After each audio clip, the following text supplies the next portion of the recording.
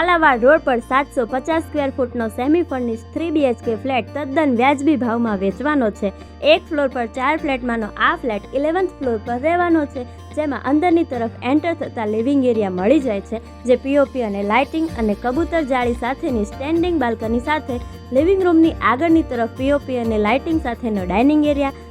એરિયાની બાજુમાં customise માર્બલનું platform, gas line અને વોશિંગ એરિયા સાથેનું